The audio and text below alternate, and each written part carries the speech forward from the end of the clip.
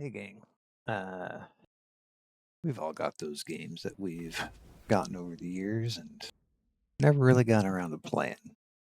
So today we're gonna pull this game out of the archives, Steam library, and give it a quick run through. This is a little game called Nocturnal.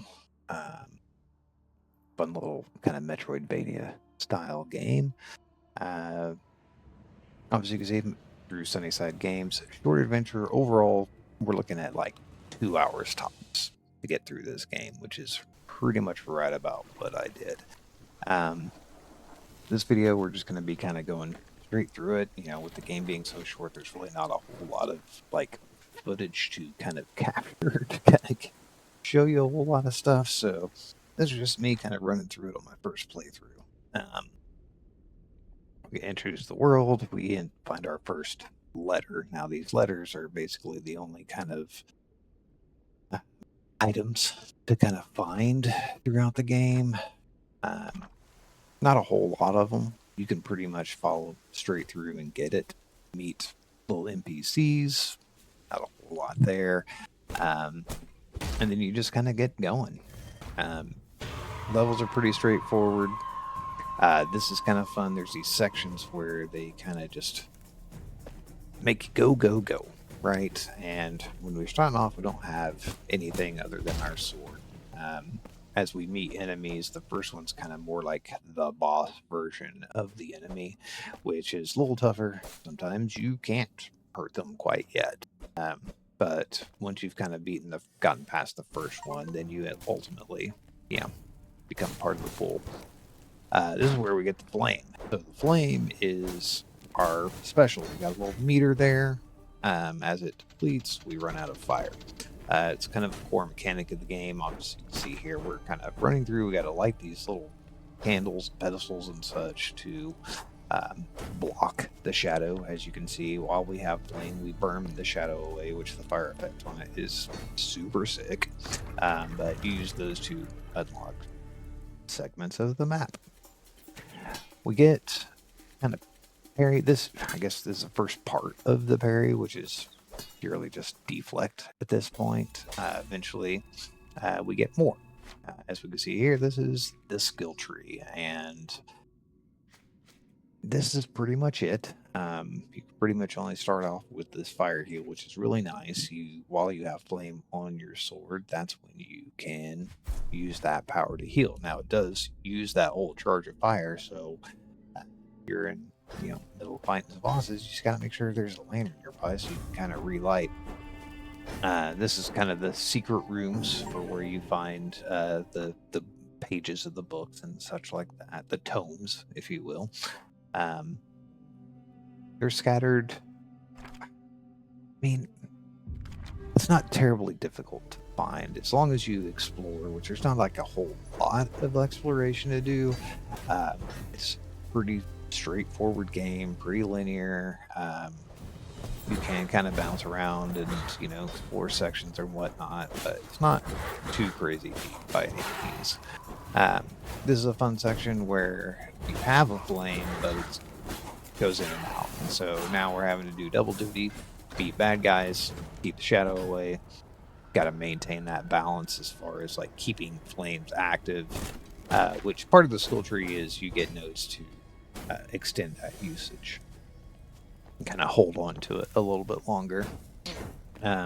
Levels themselves, a couple of minutes at a pop. Oh yeah, these are these big blinding flashing ones. You'll run into enemies where you don't have any torches, and so hitting those will kind of stun them, if you will, kind of give you a little bit of wiggle room to take off. The black flames, or the smoke section, will knock out the flame.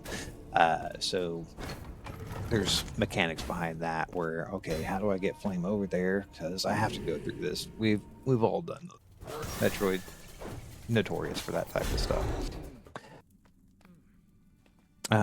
Yeah, more NPCs. I wish, again, this feels like more of kind of a tech demo for the full plan of the game, if you will. some stuff like these elements. Sometimes, in some cases, this is the only time you run across this type of a mechanic to get through a level.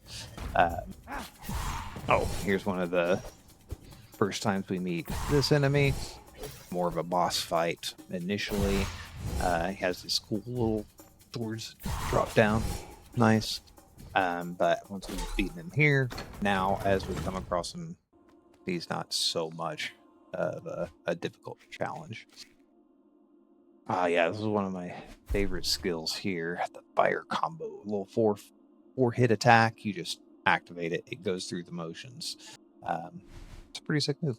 I like it. This was one of our first real bosses. Again, we have to kind of maintain our fire, make sure it stays active. A lot of health bar. We get phases, and so we gotta, hey, I got them. Nope, just kidding. And then they have their own things as well, which obviously is similar to the other one. Reused asset, whatever. But beat them. Now we get some daggers. The daggers are kind of cool. They're like a 2 to 3 second turnaround. You fire the dagger, then wait for it to come back. You can use it again. You gotta, hit far away landers. Oh yeah, these little ball dudes suck. They just come and explode. It's hard to get a react out of them, but also I'm not the best at video games, so could just totally be a skill issue.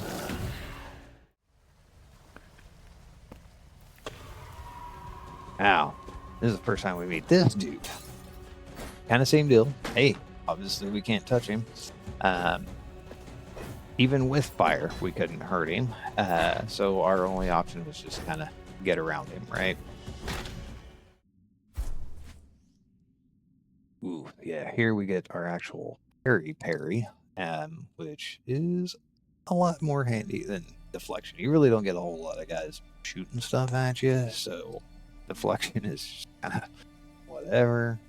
It helped out in a couple instances. There's kind of these enemy rush rooms you gotta kind of power through. Well, and this is kind of one of them. So you get these little sections where multiple rooms you'll have to battle, a bunch of guys.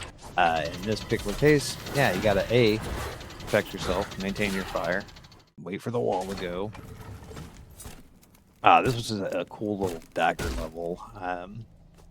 Again, this was kind of the only one that was like this, but fun, the traditional, hey, the ceiling's falling, go, go, go. I wish there were more like these. I just wish there was more to the game that was like this. This was a cool little area. Wish there was kind of more darker side of things.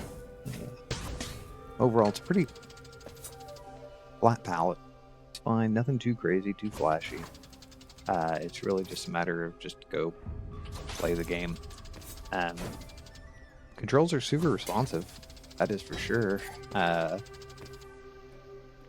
don't think I ever really kind of stumbled as far as doing or moving anywhere that I've, had any issues with. There was no issues with control.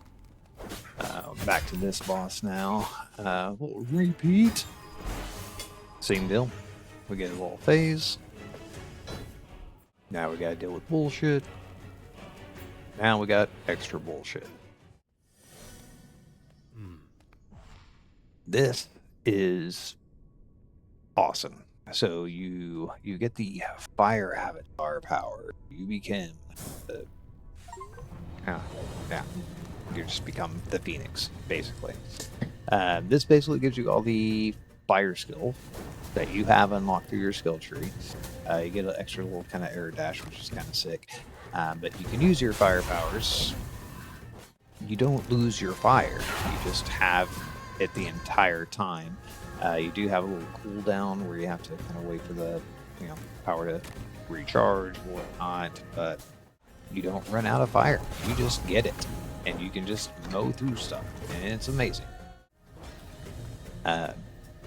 There's, again, man, this game just feels like kind of like a tech demo. Even this right here, like dashing through this little, that's a good challenge. platformy type stuff. There was the one thing to, make sure that you can continue on. That was the only level like it. Sequel's coming out here in a few months, I want to say, and that was kind of another reason why I figured to go ahead and kind of run through this one. It was like I never got around to playing it. Wanted to, and yeah, so here we are. Full chase sequence again. This would, I don't know. I mean, I wasn't flying through the levels, kind of casually paced. That just did not seem like much of a threat. So, if they add more levels like that, having it kind of right up against you that whole time, make a little bit more tense situation, that's for sure. Oh yeah, we got this guy again. Still can't hurt him, even though we've got the power attacks. So what do? Run away.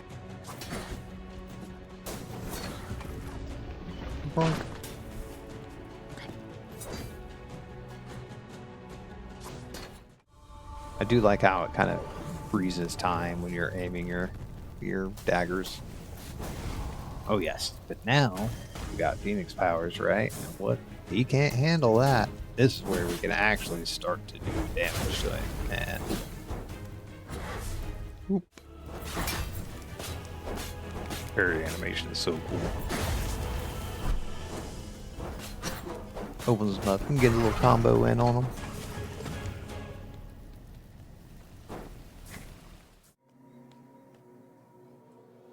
These guys, I'll tell you what. Another one of those guys I spent 10 minutes parrying this, that, and the other, doing no damage. Ultimately, okay, another one of those guys. So I took off running, and then more came out with work, and that was. But we made it through. Now we get some fire powers. These guys you can damage with fire. You don't have to have the Phoenix Rising to go along with it. More platforming stuff. This was neat. There's, I don't know what this did, and I don't know if maybe there's something I was missing from it. Broke it. Kind of opened up this spotlight, but I don't know. Maybe there's more to it. I'm gonna try to run through and do some other stuff.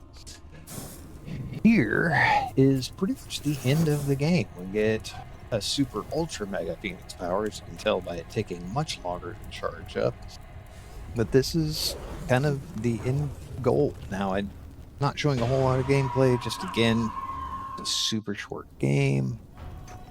Not a whole lot to it, so there'd probably be a bunch that you would see. And it's like, I didn't want to basically, hey, watch this video and you put it in the game.